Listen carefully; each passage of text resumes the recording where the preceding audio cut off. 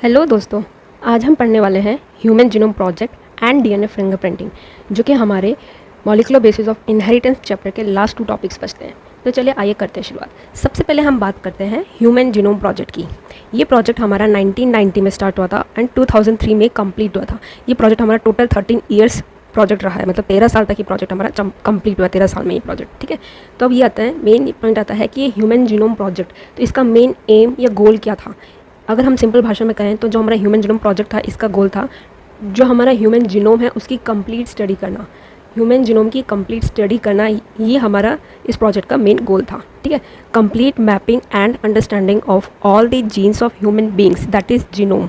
तो जो हमारा ह्यूमन जीनोम है उसकी कंप्लीट अंडरस्टैंडिंग और मैपिंग करना ही इस प्रोजेक्ट का मेन गोल था। ठीक है, तो ये चीज़ हो गया। अब ये जो हमारा 13 साल का जो पूरा प्रोजेक्ट चला, इसमें काफ़ी सारी कंट्रीज़ इन्वॉल्व हुए थे, काफ़ी सारी कंट्रीज़ ने मिलकर ये प्रोजेक्ट जो है कंडक्ट किया है। तो इस प्रोजेक्ट में काफ़ी सारे प्रोसेस इन्वॉल्व हुए हैं। उस टाइम पे अगर हम बात करें तो काफ़ी सारी बायोटेक्नोलॉजी प्रोसेस वगैरह भी उस टाइम पे डेवलप हो गए थे, जो कि इस पर्टिकुलर प्रोजेक्ट में यूज़ किए गए थे। ठीक है, तो जो मेन प्रोसेस इस प्रोजेक्ट में यूज़ हुए हैं, इन्वॉल्व हुए, कौन कौन से हैं। सबसे पहला होता है हमारा डीएनए सीक्वेंसिंग का। जैसे हमने बात की कि हमें हमारा मेन गोल क्या था कि जो हमारा पूरा ह्यूमन जीनोम है उसकी हमें स्टडी करनी है, कंप्लीट स्टडी करनी है। तो ऑब्वियस सी बात है, उसका हमें क्या करना पड़ेगा, डीएनए सीक्वेंसिंग। जो पूरा ह्यूमन जीनोम है उसका हमें डीएनए सीक्वेंसिंग करना पड़ेगा। ठीक है, तो पहला तो हमारा ये कि डीएनए सीक्वेंसिंग का। सेकंड प्रोसेस क्या इन्वॉल्व हुआ था, रेस्ट्रिक्शन, फ्रैगमेंट, लेंथ, पॉलीमॉर्फिज्म। हमें पता है कि डीएनए की सीक्वेंसिंग करनी है, तो डीएनए की सीक्वेंसिंग के लिए जो टेक्निक्स उस टाइम पे थी या उस टाइम पे अभी भी जो टेक्निक्स है, उनमें क्या होता है, जो भी डीएनए सैंपल जो जिसकी हम सीक्वेंसिंग करती है वो शॉर्ट इन लेंथ होता है। वहीं पे अगर हम अपना डीएनए की बात करें तो जो हमारा सेल में डीएनए जो प्रेजेंट होता है वो अप्रॉक्स 2.2 मीटर लॉन्ग होता है, जो कि हम प्रीवियस वीडियो में देख चुके हैं। इतना long length of DNA fragment जो है, डीएनए सैंपल जो है, उसकी तो सीक्वेंसिंग होगी नहीं। तो इसीलिए क्या किया जाता है, जो डीएनए हमारा है उसको फ्रैगमेंट्स में ब्रेक किया जाता है, डिफरेंट फ्रैगमेंट्स में, सो दैट सिंगल फ्रैगमेंट्स की हम क्या है डीएनए सीक्वेंसिंग कर सके और जो डेटा है उसको रिकॉर्ड कर सके, मेंटेन कर सके। ठीक है, फिर क्या था कि जो हमारे पास ये फ्रैगमेंट्स जो बने, अब इनकी सीक्वेंसिंग करने के लिए, इनकी स्टडी करने के लिए कि ये पर्टिकुलर किस चीज़ के लिए कोड करते हैं, क्या प्रोटीन वगैरह है, किस हार्मोन को ये किस इन्फॉर्मेशन के लिए, मतलब इन्फॉर्मेशन मतलब किस एक्सप्रेशन को ये कोड करते हैं, तो ये सब पता करने के लिए हमें होस्ट और वेक्टर्स की जरूरत पड़ती थी। तो होस्ट और वेक्टर में हम जनरली बैक्टीरिया और यीस्ट को यूज़ करते थे। तो जो एज ए वेक्टर जो यूज़ किए जाते थे वो हमारे तो बैक्टीरियल आर्टिफिशियल क्रोमोसोम जिसे हम बैक बोलते हैं, और यीस्ट आर्टिफिशियल क्रोमोसोम जैसे यैक बोलते हैं। तो ये दोनों जो हमारे एज ए वेक्टर यूज़ किए जाते थे। वहीं पे फिर हमारा पॉलीमरेज चेन रिएक्शन, ये प्रोसेस भी इसमें यूज़ किया गया था। पॉलीमरेज चेन रिएक्शन क्या होता है, ये कैसा प्रोसेस है जिसमें हमारे पास जो डीएनए फ्रैगमेंट्स हैं, या फिर हम ऐसे बोले कि जो भी हमारे पास डिजायर्ड डीएनए सीक्वेंस है, हमें उसकी काफ़ी सारी copies, multiple number of copies उसकी फॉर्म करनी है चाहिए, सो दैट कि हम उस पर डिफरेंट एक्सपेरिमेंट्स कंडक्ट कर सकें, डिफरेंट उसमें प्रोसीजर में उसको यूज़ कर सके, और कुछ डैमेज भी हो जाता है एटलीस्ट हमारे पास बैकअप रहे पर्टिकुलर सीक्वेंस का। ठीक है, तो उस पर्टिकुलर प्रोसेस के लिए पॉलीमरेज चेन रिएक्शन जो प्रोसेस है वो यूज़ किया जाता है। तो ये प्रोसेस भी हमारे ह्यूमन जीनोम प्रोजेक्ट में यूज़ किया गया था।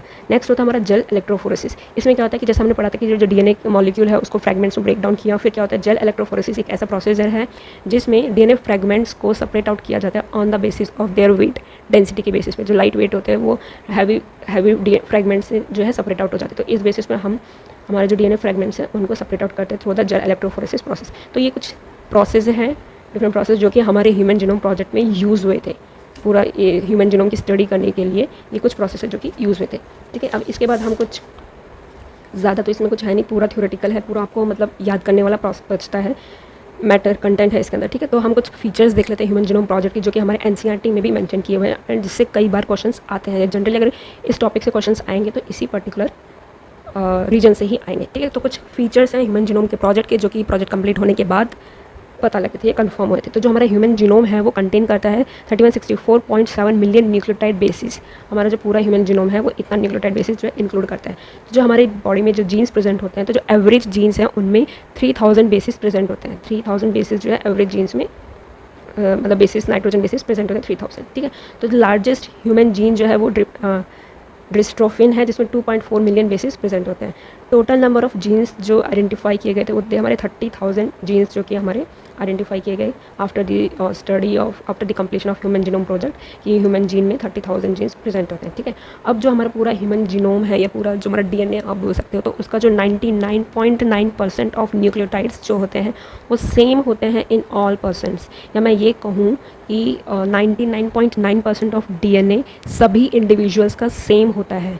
सिर्फ 0.1% डीएनए ही 0.1% डीएनए ही जो है इंडिविजुअल टू इंडिविजुअल वेरी करता है, जो कि एक इंडिविजुअल की आइडेंटिफिकेशन बिल्डअप करता है। रेस्ट 99.9% जो हमारा डीएनए वो सभी ह्यूमन बींग्स में सेम होता है, ठीक है। तो अब ये ह्यूमन जीनोम प्रोजेक्ट की स्टडी के बाद जो ओवर 50% जीन्स जो थे उनका फंक्शन अननोन है, उनका क्या फंक्शन है, वो क्या करते हैं, वो अब स्टिल अननोन है। Less than 2% of human genome जो है वो प्रोटीन्स के लिए कोड करते हैं, मतलब हमारा जो भी पूरा ह्यूमन जीनोम है उसमें से लेस देन 2% जो है सिर्फ वो प्रोटीन्स के लिए कोड करते हैं। तो आप इस चीज़ से समझ सकते हो, ठीक है। तो जो हमारा क्रोमोसोम 1 है उसमें सबसे ज़्यादा जीन्स प्रेजेंट होते हैं, इसमें 2968 जीन्स प्रेजेंट होते हैं। वहीं पे जो हमारा क्रोमोसोम वाई जो होता है, जो कि सेक्स क्रोमोसोम होता है, मेल में प्रेजेंट होता है, उसमें सबसे कम जीन्स प्रेजेंट होते थे, इसमें 231 जीन्स प्रेजेंट होते हैं। तो ये कुछ बेसिक फीचर्स हैं ह्यूमन जीनोम के, जो कि after the completion of human genome project जो है ये कन्फर्म किए गए थे या आइडेंटिफाई किए गए, ठीक है। अब हम बात करते हैं, अब हमारा नेक्स्ट टॉपिक आता है डीएनए फिंगरप्रिंटिंग। क्या आता है? डीएनए फिंगरप्रिंटिंग, ठीक है। डीएनए फिंगरप्रिंटिंग एलेक्स जेफरीज ने दिया था 1984 में दिया था sorry DNA fingerprinting Alex Jeffreys ने 1984 में दिया था। डीएनए फिंगरप्रिंटिंग एक ऐसा कॉन्सेप्ट है जिसके बारे में मतलब हम सब अवेयर है, मतलब हम सब सुन चुके हैं, हमें पता भी है। बेसिक एम या प्रिंसिपल क्या है इसका, तो हम आई थिंक हम सबको मालूम है, हम मूवीज़ वगैरह में देख चुके हैं कि इसमें जनरली क्या होता है कि अगर जैसे कि कोई भी क्राइम सीन है, मतलब क्राइम साइट है, कोई मर्डर हुआ है किसी का, तो क्राइम साइट पे अगर कोई हमें सैंपल मिलता है, वहाँ से हम सैंपल कलेक्ट किया डीएनए का, किसी भी चीज़ से हमने सैंपल कलेक्ट किया, लाइक जैसे डीएनए स्ट्रैंड मिल गया या ब्लड स्पॉट हो गया, ठीक है। तो उससे हम क्या करते हैं, वो सैंपल कलेक्ट किया, उससे हमने डीएनए आइसोलेट किया, उसकी पूरी स्टडी की, फिर जो भी हमारे सस्पेक्ट होते हैं उस पर्टिकुलर क्राइम से रिलेटेड, तो उनका हम डीएनए कलेक्ट करते हैं, फिर उनकी सैम्पलिंग करते हैं, और फिर फाइनली हम क्या करते हैं, तीनों के सैंपल मिला के देखते हैं, मतलब जो हमारा क्राइम साइट से जो हमें सैंपल मिला डीएनए वो और जो हमारे सस्पेक्ट है उनका मिला के देखते हैं। तो जिसका ज़्यादा मैचिंग होता है वही हमारा डिक्लेयर हो जाता है कि वही हमारा कल्प्रिट है, उसी ने ही खून किया। तो ये एक बेसिक सा कॉन्सेप्ट है जो कि हम सबको अच्छे से मालूम है, हम सब इससे अवेयर है, जो कि हमने मूवीज़ वगैरह में बहुत देखा है। तो टेक्निकली या बायोलॉजिकली अगर हम बात करें तो ये एक्चुअल में प्रोसेस क्या होता है, किस तरीके से सब चीज़ होती है इसमें, चलो देखते हैं, ठीक है। तो डीएनए फिंगरप्रिंटिंग प्रोसेस क्या है? ये एक लैबोरेटरी टेक्निक है जहाँ पे एक पर्सन का कंप्लीट जेनेटिक मेकअप शो किया जाता है। एक लैबोरेटरी टेक्निक है जहाँ पे किसी भी इंडिविजुअल का कंप्लीट जेनेटिक मेकअप जो है हम स्टडी करते हैं, शो किया जाता है, देखा जाता है, ठीक है। ये वो टेक्निक है, ठीक है। मेन इस प्रिंसिपल क्या है, मेन ये जो प्रोसीजर है हमारा डीएनए फिंगरप्रिंटिंग जो है, इसका जो प्रिंसिपल है कि किस बेसिस पे ये काम करता है, तो मेन ये यही करता है। इसका मेन प्रिंसिपल होता है कि जो भी रिपीटेटिव डीएनए जो प्रेजेंट होता है, जो भी हमारा रिपीटेटिव डीएनए, उनके बीच के डिफरेंस को आइडेंटिफाई करना। मैं फिर से रिपीट करें, जो भी हमारा रिपीटेटिव डीएनए प्रेजेंट है उनके बीच का जो डिफरेंस है उसको आइडेंटिफाई करना, ये इस प्रोसीजर का मेन प्रिंसिपल होता है, ठीक है। अब हम बात करते हैं कि रिपीटेटिव डीएनए आखिरकार होता क्या है। तो देखो क्या होता है, रिपीटेटिव डीएनए क्या होता है, ये स्मॉल डीएनए सेगमेंट्स होती हैं, ठीक है। Repeated DNA small DNA segments होती है जो कि पूरे डीएनए स्ट्रैंड में हमारे पूरे डीएनए में मैनी टाइम्स रिपीट होती है, ठीक है। ये हमारे कुछ ऐसे सेगमेंट्स होते हैं, डीएनए सेगमेंट्स होते हैं, कॉमन सेगमेंट्स होती है जो कि पूरे डीएनए की जो लेंथ है उसमें बहुत बार रिपीट करती है, ठीक है। उनको हम बोलते हैं रिपीटेटिव डीएनए। और ये जो रिपीटेटिव डीएनए है ये इंडिविजुअल टू इंडिविजुअल वेरी करती है। वो चीज़ क्या है हम आगे देखते हैं। अब हम अगर हम बात करें हमारा डीएनए जो है हम जनरली इसको दो कैटेगरी में डिवाइड करते हैं। जैसे कि अभी हमने ह्यूमन जीनोम प्रोजेक्ट में भी देखा कि जो हमारा 99.9% डीएनए जो होता है वो सेम होता है इन ऑल इंडिविजुअल्स। 99.9% डीएनए जो होता है हमारा सभी इंडिविजुअल्स में सेम होता है, और जो कि कोडिंग डीएनए होता है, इस डीएनए को हम बोलते हैं बल्क डीएनए। क्या बोलते हैं? बल्क डीएनए, ठीक है। वहीं पे 0.1% डीएनए ऐसा पोर्शन ऑफ डीएनए होता है जो कि डिफरेंट होता है इन ऑल इंडिविजुअल्स। सिर्फ 0.1% डीएनए जो है वो डिफरेंट होता है इन ऑल इंडिविजुअल्स। यही 0.1% जो डीएनए है ये एक इंडिविजुअल को दूसरे इंडिविजुअल से डिफरेंट करता है, और इस 0.1% डीएनए को हम बोलते हैं सैटेलाइट डीएनए बोलते हैं, जो कि हमारा डिफरेंट होता है सभी इंडिविजुअल्स में, ठीक है। ये जो 0.1% डीएनए होता है ये हमारा रिपीटेटिव सीक्वेंस इंक्लूड करता है, मतलब इसमें हमारा रिपीटेटिव सीक्वेंस प्रेजेंट होती है। अभी हमने बात की ना रिपीटेटिव डीएनए, तो इसमें रिपीटेटिव सीक्वेंस प्रेजेंट होती है। तो अब जैसे कि अब यही जो यही रिपीटेटिव सीक्वेंस का ही खेल है। ये जो रिपीटेटिव सीक्वेंस है ये इंडिविजुअल टू इंडिविजुअल वेरी करती है। फॉर एग्जांपल जैसे कि मैं बात करूँ कि अगर मेरे डीएनए की सैम्पलिंग की जाए तो मेरे डीएनए में सपोज करो AGA सपोज ये एक डीएनए सेगमेंट है, ठीक है। ये एक डीएनए सेगमेंट है और ये रिपीटेटिव डीएनए सेगमेंट है, रिपीटेटिव डीएनए सेगमेंट है। ये पर्टिकुलर सेगमेंट मेरी डीएनए में आपको बहुत टाइम, कई बार throughout the length of DNA आपको कई बार ये इसकी मल्टीपल नंबर टाइम ये रिपीट होते दिखाई देगा। आपको बहुत सारे नंबर्स में आपको ये रिपीट होते दिखाई देगा इन डिफरेंट क्रोमोसोम्स पे। ऐसा नहीं कि सिर्फ एक क्रोमोसोम पे, तो हमारे जो 23 क्रोमोसोम्स है, 23 पेयर ऑफ क्रोमोसोम्स जो है उन पे हर क्रोमोसोम्स पे आपको ये मेरी जो रिपीटेटिव सीक्वेंस है ये कई बार आपको रिपीट होते हुए दिखाई देगी मेरे सैम्पलिंग में अगर मैं बात करूँ, ठीक है। उसी तरीके से अगर हम आपका डीएनए सैम्पलिंग देखते हैं तो आपके केस में ये सीक्वेंस वेरी कर जाएगी। यही वो मेन सीक्वेंस है 0.1% जो इंडिविजुअल टू इंडिविजुअल वेरी करती है। तो ये सीक्वेंस जो है इंडिविजुअल टू इंडिविजुअल वेरी करेगी और नंबर ऑफ टाइम्स रिपीट जो हो रही है वो भी वेरी करता है, ठीक है। तो ये हमारा हो जाता है सैटेलाइट डीएनए, और यही मेन जो हमारा डीएनए फिंगरप्रिंटिंग में यूज़ किया जाता है। देखो, अगर हम डीएनए फिंगरप्रिंटिंग की बात करें तो हमें बल्क डीएनए से कुछ लेना देना नहीं होता, बिकॉज ये तो हमें पता है कि ये तो ऑलरेडी सभी इंडिविजुअल में सेम है, तो इसकी सीक्वेंसिंग या इसकी टेस्टिंग करके स्टडी करने का कोई मतलब नहीं है। हमें जो मेन काम है, जो हमें जिसकी सीक्वेंसिंग चाहिए है, जिसकी स्टडी करनी है, वो हमारा सैटेलाइट डीएनए है। इसमें भी हमें स्पेसिफिक रिपीटेटिव सीक्वेंस देखनी है, क्योंकि यही एक ऐसी सीक्वेंस है जो इंडिविजुअल टू इंडिविजुअल वेरी करती है। ठीक है, यहाँ तक बात क्लियर है। अब क्या होता है, हमारा जो सैटेलाइट डीएनए है ये दो तरह का होता है, micro satellite and mini satellite. Micro satellite and mini satellite. Micro satellite जो होता है ये 80 रिच रीजन होता है, 80 रिच रीजन होता है, यानी एडेनाइन थायमिन जो है नाइट्रोजन बेसिस इसमें ज़्यादा प्रेजेंट होता है। इसकी जो हमारे रिपीटेटिव सीक्वेंस होंगे उसमें हमारे एडेनाइन और थायमिन जो है वो ज़्यादा प्रेजेंट होंगे। मिनी सैटेलाइट की अगर हम बात करें तो ये जीसी रिच रीजन होता है, यानी कि इसमें ग्वानिन और साइटोसिन नाइट्रोजन बेसिस जो है वो ज़्यादा नंबर में हमें देखने को मिलेंगे रिपीटेटिव सीक्वेंस में। ठीक है, ये दो चीज़ हो गई। अब अगर हम बात करें जो हमारा माइक्रो सैटेलाइट जो होता है, इसमें जो रिपीटेटिव सीक्वेंस जो होती है उसमें 2 से 6 बेस पेयर्स होते हैं। माइक्रो सैटेलाइट में जो रिपीटेटिव सीक्वेंस हमारे जो प्रेजेंट होंगे उनमें 2 to 6 बेस पेयर्स प्रेजेंट होते हैं। वहीं पर अगर हम मिनी सैटेलाइट की बात करें तो उनमें जो रिपीटेटिव सीक्वेंस जो होती हैं उनमें approx 10 to 100 base pairs present होते हैं। ठीक है, 10 to 100 बेस पेयर्स प्रेजेंट होते हैं। जो हमारा मिनी सैटेलाइट होता है उसी को हम VNTR variable number of tandem repeats भी बोलते हैं। मिनी सैटेलाइट को ही VNTR variable number of tandem repeats बोलते हैं, इसी पर्टिकुलर को VNTR को ही हम जनरली डीएनए फिंगरप्रिंटिंग में स्टडी करते हैं, इसी को ही हम ऑब्जर्व करते हैं। ठीक है, तो ये मेन बेसिक सा हमारा कॉन्सेप्ट क्लियर हो गया रिगार्डिंग दी डीएनए फिंगरप्रिंटिंग। अब चलिए बात करते हैं कि एक्चुअल प्रोसेस कैसे है, किस तरीके से प्रोसेस टेक प्लेस करता है। ठीक है, तो सबसे पहले हम बात करें तो जो हमारा डीएनए फिंगरप्रिंटिंग है इसमें 6 स्टेप्स होते हैं। सबसे पहला स्टेप क्या होता है, isolation of DNA. Isolation of DNA, देखो अब फॉर एग्जांपल हम ये मान के चलते हैं कि एक मर्डर सीन हुआ, एक मर्डर हुआ है। ठीक है, क्राइम साइट से हमें एक हम बोल सकते हैं कि हेयर सैंपल मिला। ठीक है, क्राइम साइट से हमें हेयर सैंपल मिला, उस हेयर सैंपल की हमने पूरी सैम्पलिंग की, उसकी सीक्वेंसिंग वगैरह सब कर लिया। ठीक है, उसकी हमने स्टडी की। अब हमें जो सस्पेक्ट है, हमने suppose A and B, 2 individuals में हमने सस्पेक्ट किया A एंड B। C जो हमारा क्राइम साइट से जो हमें हेयर स्ट्रैंड मिला उसकी सैम्पलिंग हमने की। A B जो हमारे सस्पेक्ट है कि हमें इन पर शक है कि इनमें से कोई हो सकता है। ठीक है, तो इनकी सैम्पलिंग भी हमें करनी है। तो हम 3 डिफरेंट डीएनए हो गए हमारे पास, उनकी हमें सैम्पलिंग करनी है, उनका हमें डीएनए फिंगरप्रिंटिंग चेक करना है। तो कौन कौन से इसमें स्टेप्स इन्वॉल्व होते हैं वो बात करते हैं। सबसे पहला स्टेप होता है आइसोलेशन ऑफ डीएनए या एक्सट्रैक्शन ऑफ डीएनए।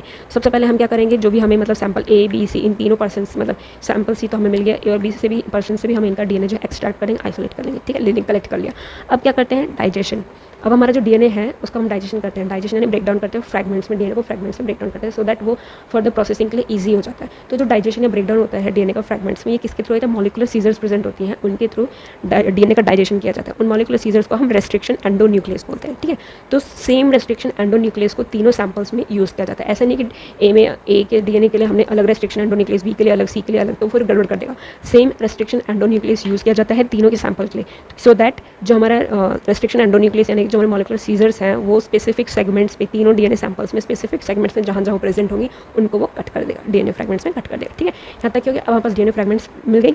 अब क्या होता है, अब थर्ड प्रोसेस होता है हमारा जेल इलेक्ट्रोफोरेसिस। जेल इलेक्ट्रोफोरेसिस ऐसा प्रोसेस होता है जिसके थ्रू हम क्या करते हैं, डीएनए फ्रैगमेंट्स को सेपरेट आउट करते हैं। जैसे कि फॉर एग्जांपल मतलब ये यहाँ पे दिखा है, इस तरीके से हमारा जेल इलेक्ट्रोफोरेसिस सेटअप होता है। ये हमारी जेल प्लेट होती है, इसमें जो हम जेल यूज़ करते हैं वो एगारोस जेल होता है। ये हमारे वेल्स होते हैं, ये एनोड और कैथोड होता है, पॉजिटिव चाहे नेगेटिव साइन होता है। हमें पता है कि हमारा डीएनए कैसा होता है, हमारा डीएनए होता है नेगेटिव इन नेचर, तो वो ऑब्वियसली पॉजिटिव की तरफ मूव करेगा, हम इसको इलेक्ट्रिक करंट प्रोवाइड करते हैं। ठीक है, तो अब क्या होता है, जो 3 वेल्स हैं हम इन तीनों में क्या करते हैं, A B C तीनों के जो हमारे डीएनए सैंपल्स है जिसमें हम फ्रैगमेंट्स हो चुके हैं उनको फिल कर देते हैं। ठीक है, और यहाँ से इलेक्ट्रिसिटी प्रोवाइड करते हैं। तो अब क्या करता है, जो हमारा डीएनए फ्रैगमेंट्स जो है अकॉर्डिंग टू देयर वेट वो मूव करना स्टार्ट करते हैं। तो जो लाइट डीएनए फ्रैगमेंट्स होते हैं वो जल्दी जल्दी फास्टली मूव करते हैं, और जो हैवी डीएनए फ्रैगमेंट्स होते हैं वो धीरे धीरे मूव करते हैं। तो वो हमें क्लोज टू वेल्स दिखने लगते हैं जो हमारे हैवी डीएनए फ्रैगमेंट्स होते हैं, और जो लाइट डीएनए फ्रैगमेंट्स होते हैं वो अवे हो जाते हैं वेल से। ठीक है, तो इस तरीके से हमारे क्या हम अपने डीएनए फ्रैगमेंट्स को सेपरेट आउट करते हैं थ्रू दी जेल इलेक्ट्रोफोरेसिस। ठीक है, ये प्रोसेस हो गया। अब इसके बाद क्या करते हैं, ये जो हमारे जेल इलेक्ट्रोफोरेसिस से डीएनए फ्रैगमेंट सेपरेट आउट हो गए हैं, अब इन्हें हम नाइलॉन या फिर नाइट्रोसेलुलोज सिंथेटिक मेम्ब्रेन्स जो होते हैं उन पर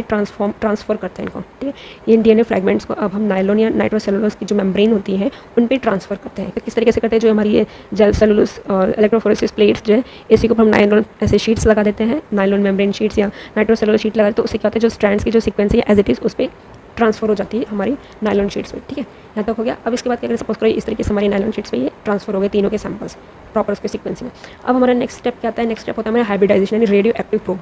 अब हम क्या करते हैं, देखो जैसे कि हमारे पास क्राइम साइट से जो हमें मिला था डीएनए हेयर सैंपल जो मिला था जिसका हमने पूरी सीक्वेंसिंग की, तो हमें जब सबसे पहले उसी की स्टडी की तो उसकी सीक्वेंसिंग में हमें पता चला कि सपोज करो इसकी सीक्वेंसिंग जो है, जो क्राइम साइट पर हमें जो डीएनए सैंपल मिला उसकी सीक्वेंसिंग अगर सपोज करो AC AD ये रिपीटेटिव सीक्वेंस है उसकी, ठीक है। अभी हमें ये तो पता चलेगा कि ये उसकी पर्टिकुलर क्राइम साइट से जो डीएनए हमारा सैंपल कलेक्ट किया है उसकी रिपीटेटिव सीक्वेंस ये है, लेकिन ये कितनी नंबर ऑफ टाइम रिपीट्स हो रहे हैं ये हमें भी नहीं पता। अब हमें यही देखना है कि ये पर्टिकुलर सीक्वेंस किस इंडिविजुअल में कितनी बार मिलती है, मतलब जिससे ज़्यादा मैच कर जाएगा वो हमारा सस्पेक्ट हो जाएगा, मतलब ठीक है, वो हमारा मेन कल्प्रिट होगा, ठीक है। तो ये चीज़ें अब हमारे पास ऑलरेडी सीक्वेंस पता है क्राइम साइट की, तो हम इसी के अकॉर्डिंग हम क्या करेंगे, स्मॉल कॉम्प्लीमेंट्री सेगमेंट्स जो है वो प्रोवाइड करेंगे, जिन्हें हम बोलते हैं प्रोब। अभी हमने बात की ना हाइब्रिडाइजेशन रेडियो एक्टिव प्रोब, तो हाइब्रिडाइजेशन रेडियो एक्टिव प्रोब में यही किया जाता है कि जो भी हमारे क्राइम साइट से जो डीएनए मिला उसकी कॉम्प्लीमेंट्री स्मॉल सेगमेंट्स हम फॉर्म करते हैं, प्रोवाइड करते हैं, जिसे हम बोलते हैं प्रोब। तो उसको क्या करते हैं, हमारे जो नायलॉन मेम्ब्रेन शीट है उसमें हम उसको डाल देते हैं, ठीक है, रेडियो एक्टिव करके उनको हम उसमें नायलॉन मेम्ब्रेन शीट में डाल देते हैं। तो अब क्या करते हैं, तो जो भी हमारी कॉम्प्लीमेंट्री सेगमेंट्स है, तो जिस सेगमेंट्स के ये कॉम्प्लीमेंट्री जाके उनके साथ कैसे, जैसे ये है तो ये जाके इसके साथ अटैच हो गया, ये इसके साथ अटैच हो गया, ये इसके साथ, ये इसके साथ, ठीक है।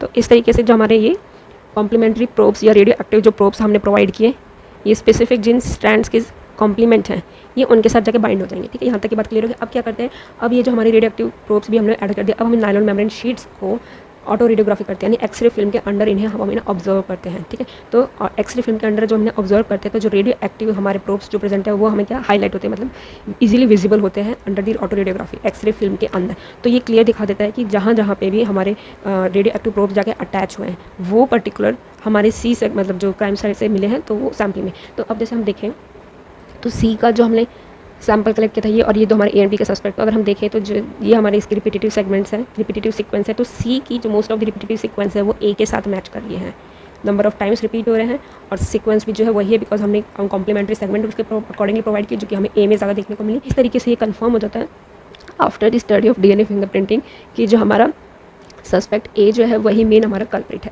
ठीक है। तो इस तरीके से कंफर्म हो जाता है, बिकॉज ये हमने बात की थी कि जो हमारे रिपीटेटिव सीक्वेंस होते हैं ये इंडिविजुअल टू इंडिविजुअल वेरी करते हैं, यानी कि जो हमें क्राइम साइट से जो डीएनए सैंपल मिला है हेयर फॉलिकल वो सस्पेक्ट ए इसी पर्सन का ही है, ठीक है। तो दैट मीन्स इसी पर्सन ने मर्डर किया है। तो यहाँ पे हमारा इस तरीके से केस सॉल्व हो जाता है। तो ये पर्टिकुलर मेन प्रोसेस होता है हमारा डीएनए फिंगरप्रिंटिंग का। इसी तरीके से डीएनए फिंगरप्रिंटिंग जो है अगर हम बात करें तो पैटर्निटी केस में भी यूज़ किया जाता है, जैसे कि मतलब पता लगाना पड़ेगी बच्चे के फादर कौन है, तो उस पर्टिकुलर केस में भी हम इसको यूज़ करते हैं डीएनए फिंगरप्रिंटिंग केस को भी, ठीक है। तो इस तरीके से हमारा डीएनए फिंगरप्रिंटिंग भी यहाँ पे कंप्लीट होता है। तो फाइनली हमारा जो चैप्टर है molecular basis of inheritance complete हो गया। यहाँ पे इसके जो पूरे नोट्स हैं पीडीएफ फॉर्म में डिस्क्रिप्शन में ऐड कर दिए जाएंगे, डाल दिया जाएगा। अगर आपको मेरे वीडियोस अच्छे लगे then please like share and subscribe.